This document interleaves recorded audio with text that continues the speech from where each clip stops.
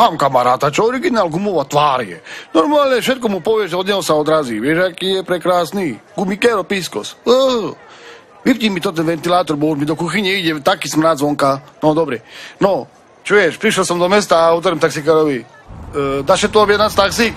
Zavolajte na služobnú linku a tam sa vám každý ozve, vždy v rovnošťate chcete. Prišiel čau, otvoril okno a hovorí mi. Hej, Pišťu, čakáš taxík? A ja hovorím, že hej, zoberiete ma na ťahanovce, alebo tak je tam tým štýlom. Pre nás za 15. Počúvate funky, pán taxikár, bo ja mám pre vás pesničku. Taxikár a károm zostaneš, taxikár.